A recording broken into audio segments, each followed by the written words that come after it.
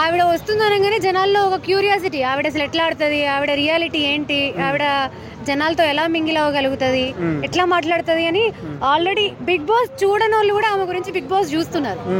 ఆమె స్ట్రాటజీ కూడా అదే, నా కోసం బిగ్ బాస్ చూసే వాళ్ళు ఉన్నారు, నేను ఎట్లుంటానో బయట జనాలకు తెలియాలి, నేను ఎంత ఫైర్ బ్రాండో బయట జనాలకు తెలియాలని ప్రోమోలో చెప్పింది కదా. ఫైర్ బ్రాండ్ అనేది చూపించుకుంటుంది లోపల. అంటే తన గురించి బయట ట్రోల్స్ అయితే ఉన్నాయి, బయట అక్రమ సంబంధాల గురించి ఇట్లా బిగ్ బాస్ అక్రమ సంబంధాలు మనకు తెలియదు. అంటే అలాంటి వాళ్ళు తీసుకురావడం అవసరమే అంటారా? అలాంటి వాళ్ళు తీసుకొచ్చి బిగ్ బాస్ మరి ఎట్లా బజ్ వస్తుంది? బజ్ రావాలి కదా, టీఆర్పీ పెరగాలి కదా. ఇప్పుడు నాలాంటి వాళ్ళని మీలాంటి వాళ్ళని తీసుకోపోతే చూడరు, ఆల్రెడీ చూస్తారు. సరే ఇప్పుడు కామనర్స్ ఎవరైతే ఉన్నారో వాళ్ళు వచ్చినట్టుగానే వెళ్ళిపోయారు, అలాంటి వాళ్ళని చూడరు. ఇలా కాంట్రవర్సీలో ఉన్న వాళ్ళు బయట ఆల్రెడీ కాంట్రవర్సీ ఉంది కాబట్టి వాళ్ళకి అసలు హౌస్ లోకి వెళ్ళకి వీళ్ళు ఎలా ఉంటారు అని జనాలకి క్యూరియాసిటీ పెరుగుతుంది, వాళ్ళకి టీఆర్పీ పెరుగుతుంది. అంటే దివ్యతో కూడా గొడవైనట్టు ప్రతి విషయంలో దివ్యని టార్గెట్ చేసింది ఆవిడ, చాలా క్లియర్ గా అర్థం. అవును టార్గెట్ చేసి కావాలనే గొడవ పెట్టుకుంది. రమ్య గురించి ఏం చెప్తారు మరి? రమ్య తను ఫిజికలీ ఫిట్, అబ్బాయిలతో సమానంగా గేమ్స్ ఆడుతుంది, అంతవరకు తన గేమ్ నాకు అర్థమైంది. కానీ ఇంకా మిగతా విషయాల్లో అయితే అంతేం అనిపించలేదు. ఆయిషా స్ట్రాంగ్ కంటెస్టెంట్, ఆవిడ అంత ఈజీగా అయితే హౌస్ లో నుంచి బయటికి పోదు, ఎక్కువ రోజులు ఉంటుంది. అంటే తనుజాను కొంచెం తను వాంటెడ్ గా పాయింట్అవుట్ చేసినట్టు అనిపిస్తుంది కదా. వాంటెడ్ గా ఆమెనే చెప్పింది కదా, నేను టార్గెట్ చేస్తున్నాను, యు ఆర్ మై టార్గెట్ అని చెప్పింది కదా, క్లియర్ గా అర్థమవుతుంది. అంటే సంజన గురించి అండ్ బ్యూటీ వైజ్ గా కూడా తనకు పోటీ వస్తుంది.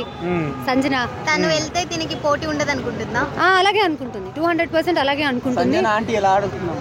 సంజన గారా అయ్యా, ఆవిడ కూడా పర్వాలేదు, బాగానే ఆడుతుంది. ఆవిడ ఏంటంటే ఎలా కంటెంట్ ఇవ్వాలి. ఏంటండి సంజన భరణికి నామినేషన్ లో గొడవ అనవసరంగా సేవ్ చేశారనేసి అన్నాడు కదా, మీకు ఎంత కరెక్ట్ అనిపిస్తుంది? ఎవరు అనవసరంగా సేవ్ చేశారు? భరణి గారు.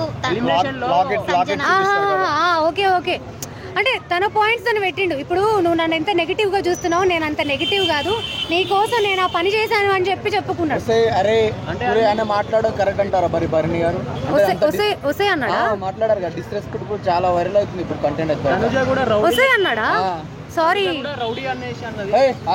అది నేను చూడలేదు అన్నట్టు మాట్లాడారు.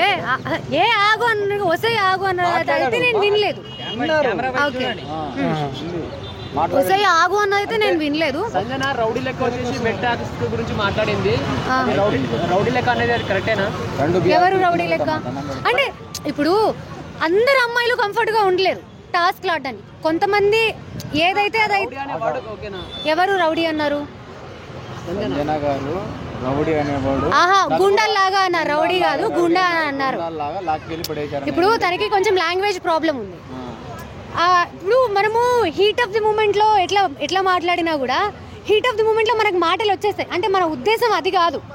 ఈ చిన్న పాయింట్లు బయటికి ఎట్లా కనబడతాయి కానీ అవి కొంచెం మనం మైండ్ పెట్టి అర్థం చేసుకోవాలి. అంటే ఇప్పుడు బ్రహ్మాండంగా తెలుగు మాట్లాడే వ్యక్తి అరేతురే అంటే అసేతుసే అని మాట్లాడడం. అసేతుసే నేను వినలేదు, మీరు అంటున్నారు కానీ నేను చూడలేదు కూడా ఎక్కడ.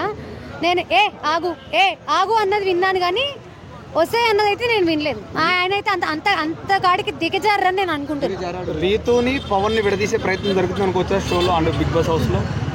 అనిపిస్తుంది రమ్య చేస్తుంది.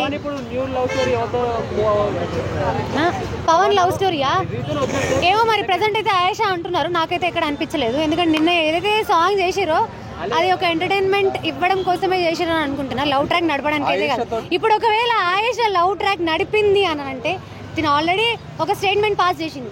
ఏమని? ఈ హౌస్లో బాయ్ ఫ్రెండ్ ఉన్నా నాన్న ఉన్నా ఫైనల్ వరకు వెళ్ళిపోవచ్చు అని అనుకుంటున్నారని చెప్పి ఆమె ఒక స్టేట్మెంట్ పాస్ చేసింది. అది ఆమె అన్న మాట మీద ఆమె నించోవాలి. మరి ఆమె నించుంటుందా లేదా?